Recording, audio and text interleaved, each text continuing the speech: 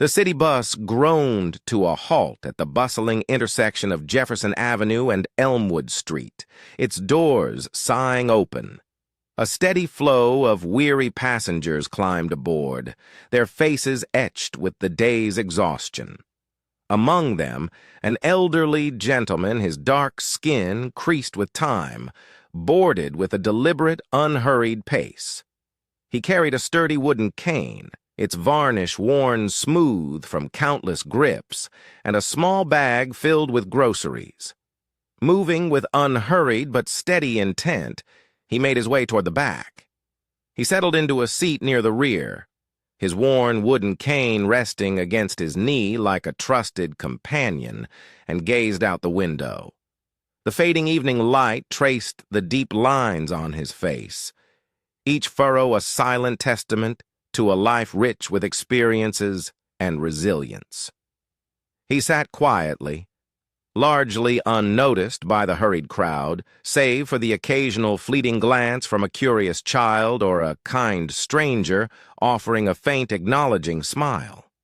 The bus resumed its journey, a low hum beneath the medley of city sounds, a mix of voices, the shuffle of feet, and the occasional chime of a phone notification filling the space. Amidst this urban symphony, the man remained an island of quiet composure, observing the world outside with eyes that seemed to hold more untold stories than the city itself.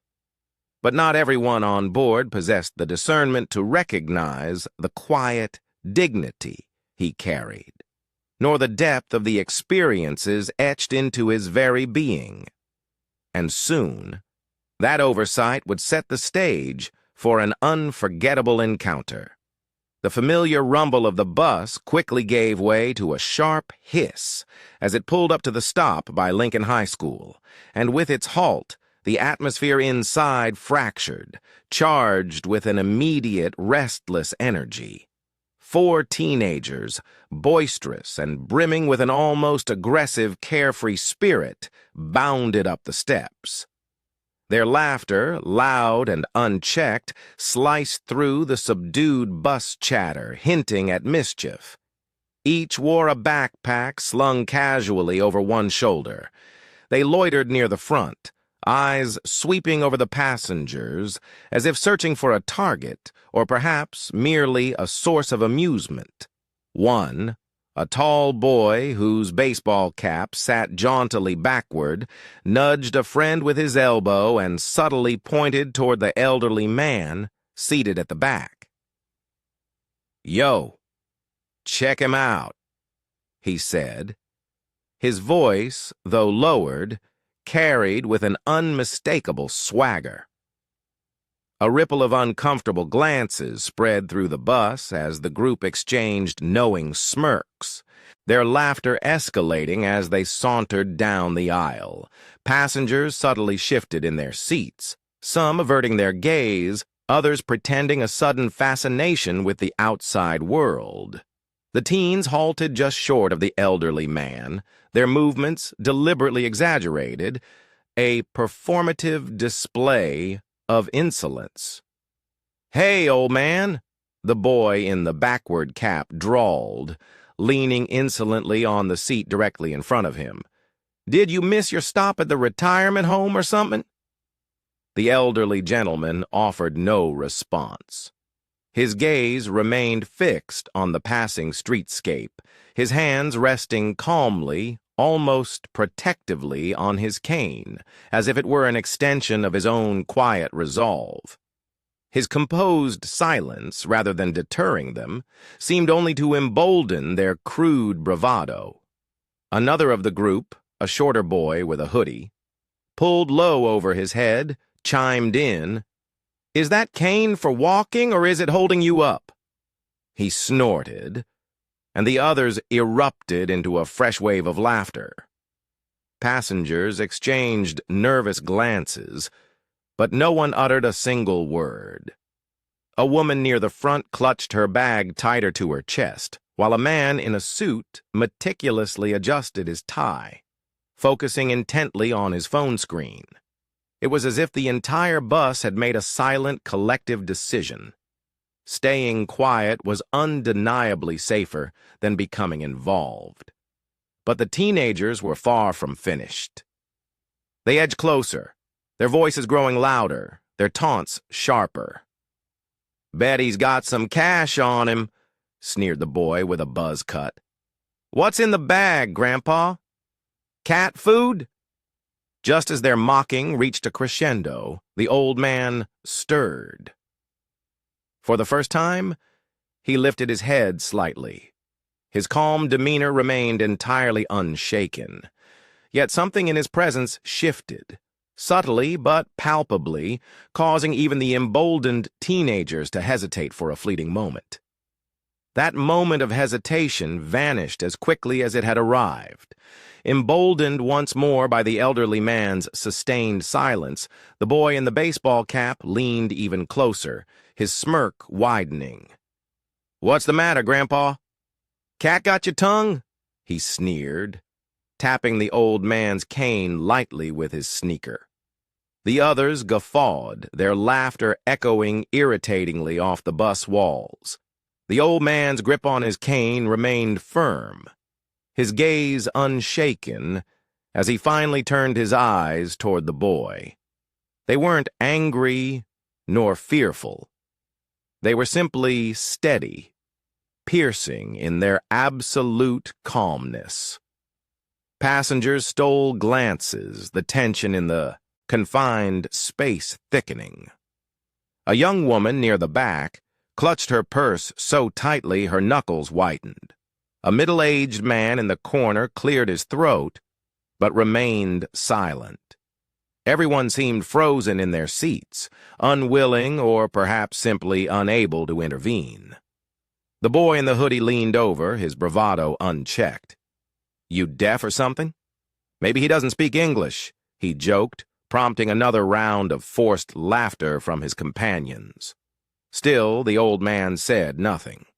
He shifted almost imperceptibly, straightening his posture slightly, his cane now resting firmly on the floor. This small movement carried a surprising weight, a sense of quiet purpose that didn't escape the notice of a few observant passengers. One of the teenagers, the smallest of the group, glanced nervously at his friends. "Maybe we should chill," he muttered, but his hesitant suggestion was completely ignored. "You got a problem, old man?" The boy in the cap pressed, his voice now tinged with mock irritation. "We're just trying to have some fun. Lighten up." For the very first time, the elderly man spoke. His voice was low but possessed a firm, resonant quality that cut cleanly through the lingering noise. "Do you boys always find fun in bothering strangers?" The bus fell into an immediate, stunned silence. Even the boisterous troublemakers were caught off guard by the question. It wasn't delivered with anger or sarcasm, but with an unexpected, almost unnerving clarity that demanded a response. "What's it to you?" the boy in the hoodie shot back, clearly trying to regain control of the rapidly shifting situation. The man tilted his head slightly, his eyes unwavering. "Because I've met young men like you before," he said, his tone remaining calm, measured. "Different time, different place. They didn't laugh as much when they when I found out what real fear feels like." The air inside the bus grew heavy, the previous laughter now replaced with a palpable, prickling discomfort. The teenagers exchanged uncertain glances, their once unshakable confidence visibly shaken. But just as it seemed the tide might finally turn, the boy in the cap scoffed, unwilling to back down completely. "What? You're going to scare us with your cane?" he sneered, his voice louder now, a desperate attempt to regain control. The challenge hung heavy in the air, daring the old man to respond. The bus creaked as it rounded a corner, the sudden jolting movement causing the boy in the hoodie to grab a nearby rail for balance. The elderly man, however, remained utterly steady, his cane a silent anchor. He finally raised his head fully, meeting their stares with unwavering eyes. "You think this cane is what I lean on?" he asked, his voice calm, but carrying an unmistakable profound weight. "No, boys. This cane is just wood. What holds me up is something far stronger."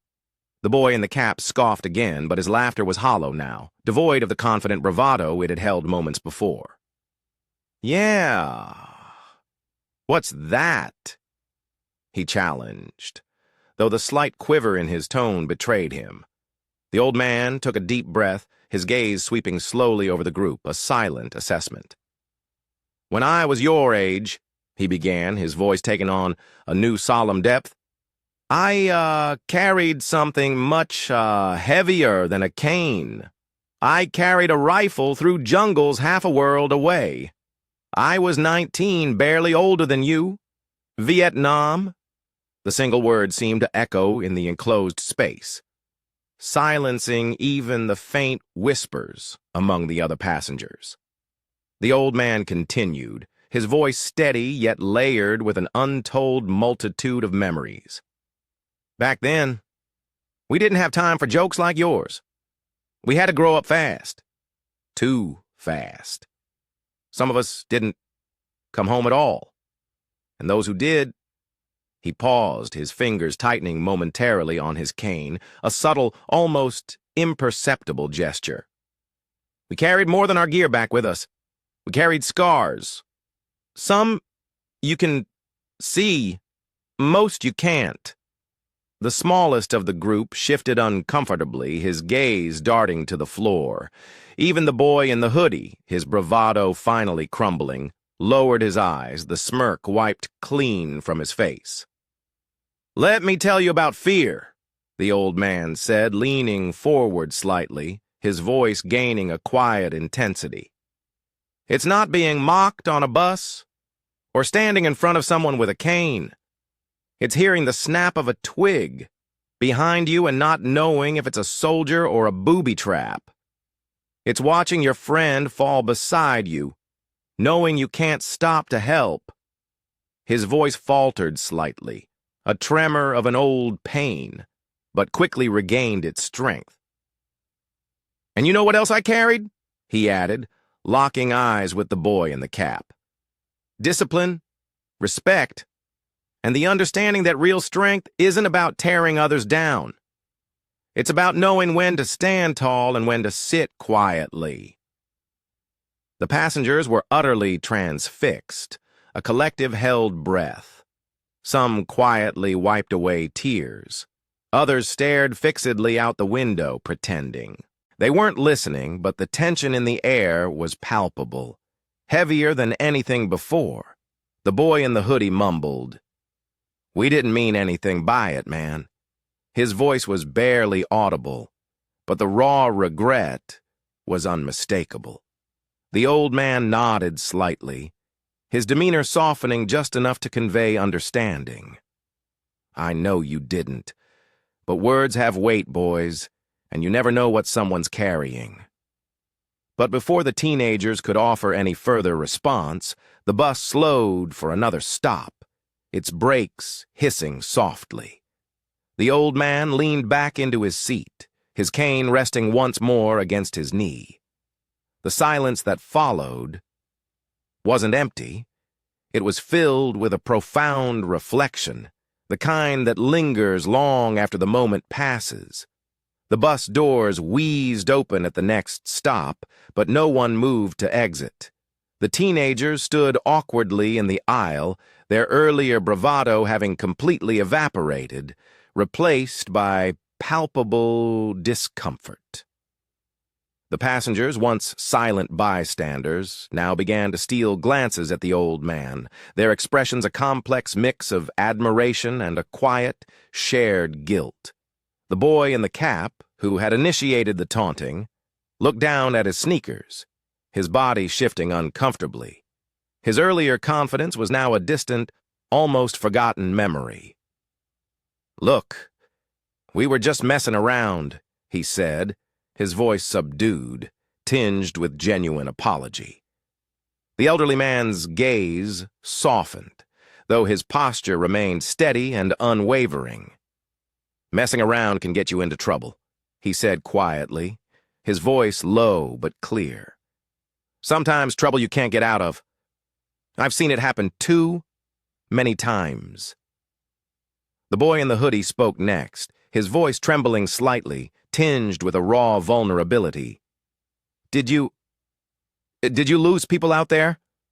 The old man nodded slowly, his eyes distant, lost in the depths of memory. "More than I care to count," he replied, his voice a low rumble. "Good men, brave men, and not just in the war. Some came back but couldn't leave the fight behind. You'd be surprised how fragile strength can be when it's tested the wrong way." The words hung in the air, heavy and unshakable, a somber truth. Even the smallest of the group, who had said little throughout the exchange, finally found his voice. A mere whisper. "We didn't mean to disrespect you."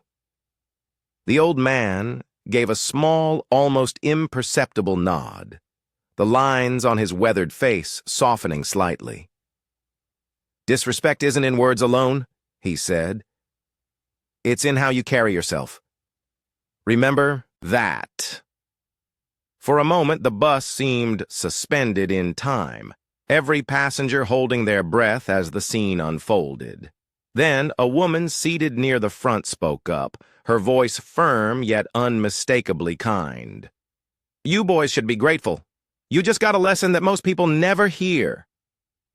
Her words seemed to break the silent spell. The teenagers looked around, seeing the solemn nods of agreement from the other passengers. They shuffled toward the front of the bus, muttering quiet, genuine apologies to the man as they passed. At the next stop, the group quietly exited, their boisterous laughter and aggressive bravado left behind on the bus. As the doors hissed closed, the old man leaned back into his seat, his eyes once again fixed on the world outside the window, observing the passing city with an air of quiet contemplation. The silence in the bus was no longer uncomfortable. It was reflective, almost reverent. Passengers began to murmur among themselves, some sharing their own stories of family members who had served, others simply expressing their admiration for the man who had faced the boys with such quiet, unyielding strength. But amidst the whispers and stolen glances, the old man remained as he was before, steady, calm, and deeply rooted in the inner strength that had carried him through so much more than this bus ride. As the bus neared its final stops, the atmosphere within had transformed completely. Where there had once been tension and avoidance, there was now a collective sense of profound reflection. Passengers looked at the elderly man differently, no longer just as someone who had endured hardships, but as a quiet, powerful force of wisdom and resilience. A young woman sitting directly across from him finally broke the silence once more.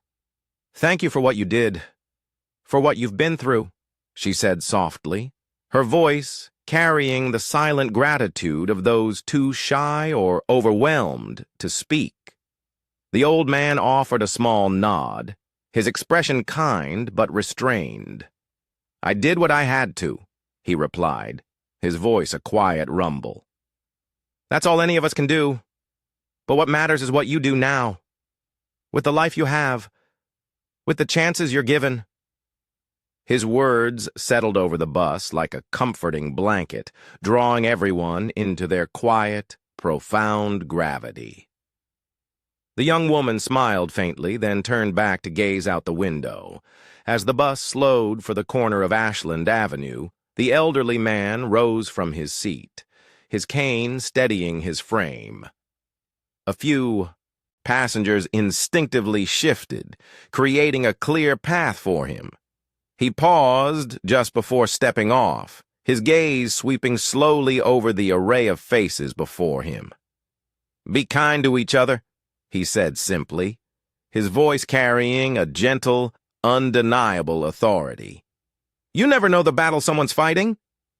With that, he stepped onto the sidewalk, the bus doors hissing softly closed behind him. The passengers sat in a shared silence for a moment, absorbing the weight of his departure, before the engine hummed back to life and the bus pulled away from the curb. For the remainder of their ride, the people aboard carried more than their belongings. They carried a story. It was a potent reminder of the quiet strength found in humility and the profound importance of respect. And perhaps, just perhaps, the teenagers walking home from that bus stop would carry that lesson too, allowing it to subtly reshape how they approach the world from that day forward.